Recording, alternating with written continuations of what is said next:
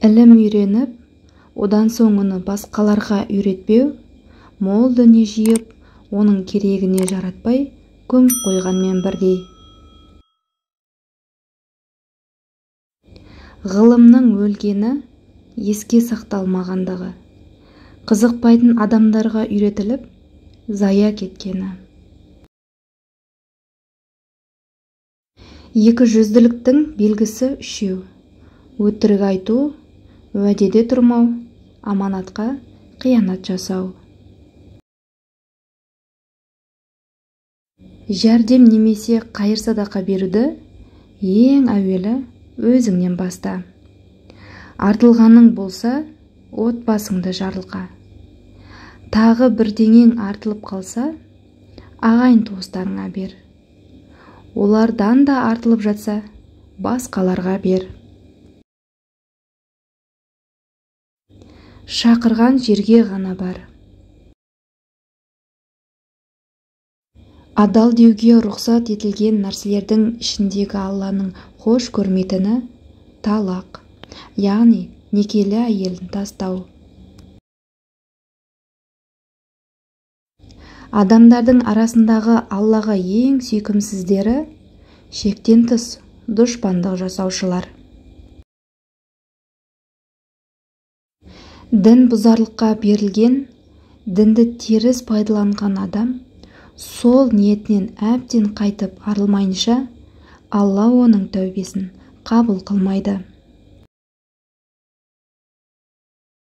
Тағамды су тыңқырап ішіңіз. Өте ыстық күйінде оның берекесі болмайды. Мінез құлқыңның сыпайы болуын қалаймысың? Қаласаң, жетімдерге мейірімділік жаса. Олардың басынан сипа. Өзің ішетін тағамдарыңнан бөліс. Сонда ғана мінезің жұмсарып, мейірбан боласың. Қой бағыңдар, өйткені береке сонда. Өсекшілік дегеніміз, адамдар арасындағы жақсы қарым-қатынасты бұзу мақсатымен бірінің сөзін екіншісіне жеткізуге құмарлық. Арам нәрселерден сақтанғын. Адамдардың арасындағы инабаттысы боласың. Алланың берген ризығына разы бол. Басқалардан гөрі дәулеттірек өмір сүресің. Көршіңе жақсылық жаса, ұйқың тыныш болады. Өзің сүйген нәрсені өзгелерге де лайықты деп біл. Сау саламат жүресің. Көп күлме.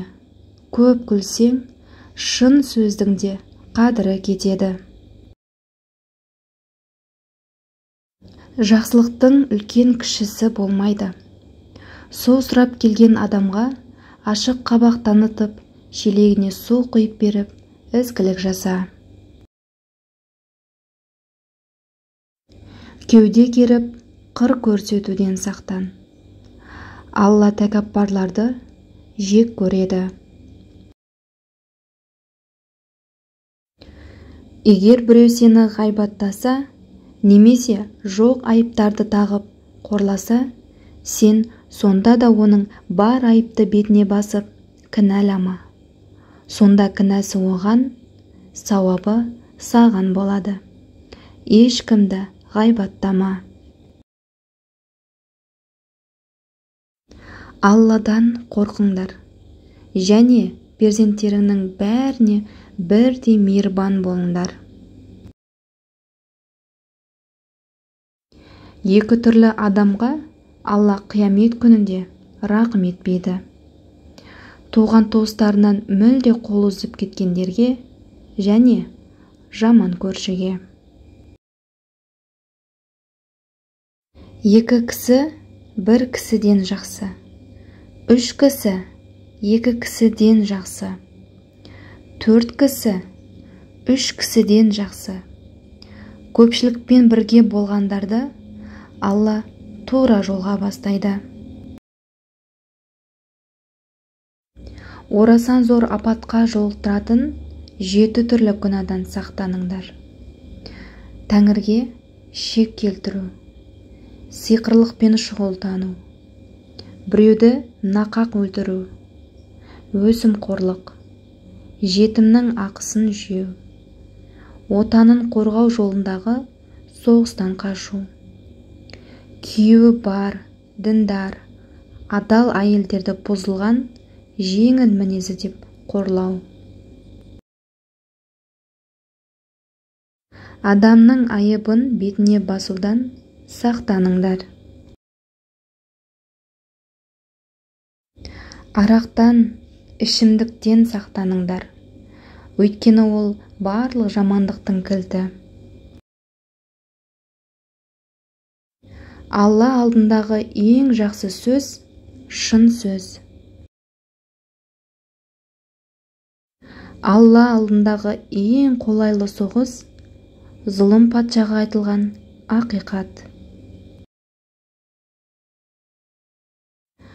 Алла алдындағы пенделердің ең жақсысы өз отанының басына пайдасы тиетіндер.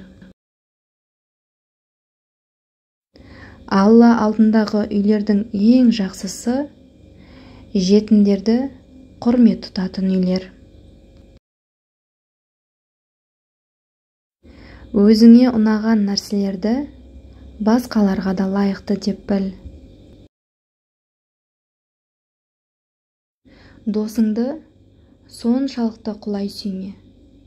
Күндердің күнінде дұшпаның болып шығуы мүмкін. Дұшпаныңмен де қатты жауласпа. Күндердің күнінде досыңа айналуы мүмкін. Диқаншылықты кәсіп етіңдер. Өйткені ол берекелі іс. Диқаншылықты қорғайтын сақшыларды көбейтіңдер. Киімдерің жарасымды болсын. Ат көліктеріңді жарамды ұстаңдар. Салақ, нашар адамдарға үлгі өнеге көрсетіңдер. Өзімнен кейінгі қалатын үмбеттерім үшін 3 нәрседен қорқамын. Нәпсіге беріліп, тура жолдан таю. Өзін өзі жақсы көрушілікке, сезім құмарлыққа беріліп кету. Ғылымға, білімге ие бола тұрып, білімсіздің ісімен айналысу.